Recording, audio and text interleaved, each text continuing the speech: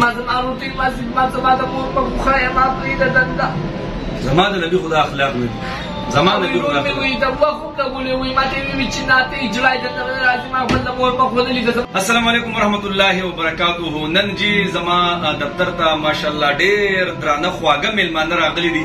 تاسو به وګورئ شاه ولی الله صاحب تاسو پیژنئ جی د سواد دی او دوی سره د دوی شاګردو هغه زمانه کې کومه زمانه چې مخکې وه اوس خو ماشاءالله دوی الله جل شانه یو عجیبه کار دی علي سرور صاحب جی دا دوی شاګردو الله جل شانه دا دواړه قبول کړي دي ماشاءالله.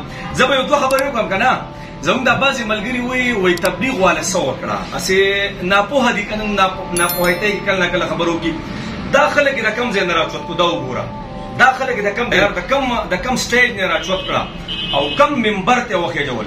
تاسو ماشاءالله اوس علم کوئ که نه څومره درجه ده ایوه ماشاءالله ماشاءالله. نو تاسو وایئ دا خلک او ستاسو انشاءالله اراده شته که نه انشاءالله اوس هم چله ولګول رالی نو غرض مې دا چې الحمدلله دا خلک د کم ځای نه راچوت کړو او په کم ځای باندې کېنو. یو خبره به وکړم مړه زما څه په درګي زما خیره خاتمه به سي الله به رانه خیره کې څه سازوي. یو لیش جهنم ته نږدې داسې عمل به وکړم چې یو لیش به جنت نږدې شم یو لیش په جنت ته نږدې یم داسې عمل به وکړم چې جهنم ته به نږدې شم. زما څه به درګي زه به خیره خاتمه زما څه ده. بله خبره په دې پیړ کې چې څومره ملګري دي هغوی ته زه دا خواست کوم چې تاسو الله عزت درکړی په دنیا کې تاسو چې کوم ځای ته ځئ ماشاءالله یو پهچان هم دی.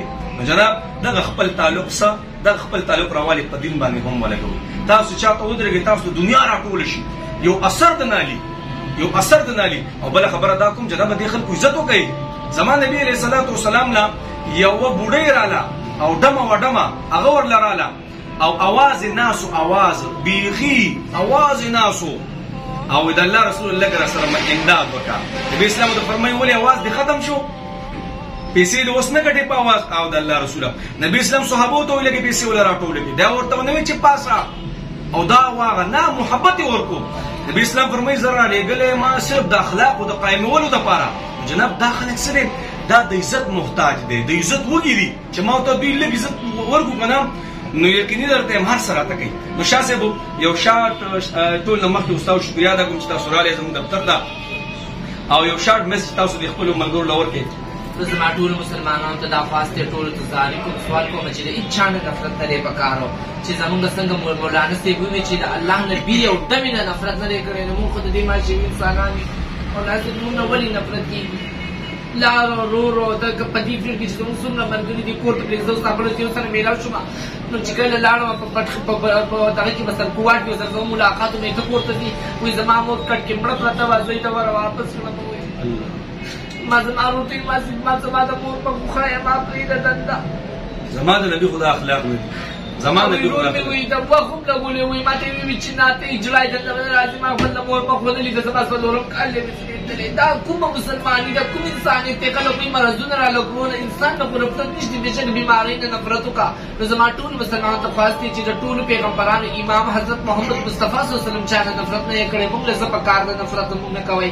انشاءالله ټول مسلمانان مینه محبت وکړي تبلیغیانو محبت وکړه. الحمدلله دا زما ماشاءالله کلي کې به پاتې کېده زما ملګری خو شکر دی د خدای احسان دا دی چې د خلکو پیغورونه خبرې ویوړې خو دې فیل ته رانغې او الله پرې رحم وکړه بې څلور میاشتې ولګولې او الله جل جلاله هغه وخت کې وساته بې وروسته خدای ساتلی دی. تاسو ته هم زما خواست دی انشاءالله تعالی چې زموږ سره محبت وکړئ مینه وکړئ او زموږ څومره فنکاران ملګري هغوی مینه محبت ورکوي د مینې تږي انشاءالله انشاءالله. سروج صاحب تاسو پکې څه وایئ؟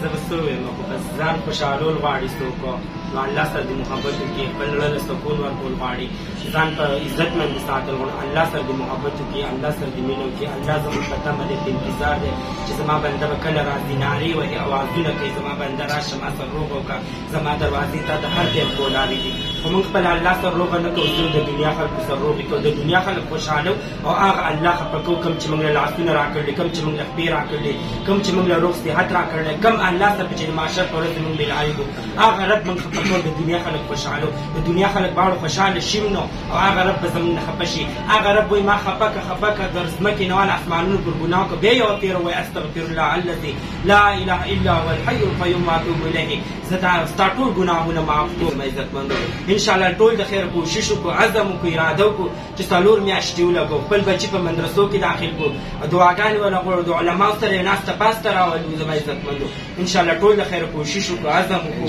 او خیر دعاګانې خپل رب نه غواړو ان شاء الله. الله مو یو تاسو بیا کې شکریا ادا کوم.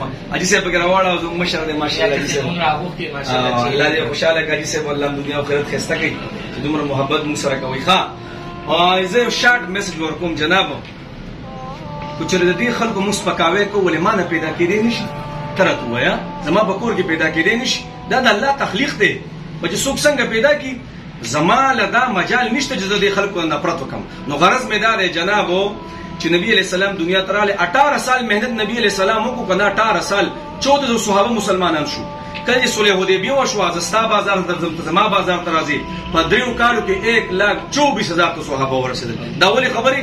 دا ټول د اخلاق او شکست چې صحابي سره به یو د غیر مسلمه ډیلینګ راځي، د مخ سره مسلمانې دو الله دا وایي غدن اسلام دی کلمه راته وایا.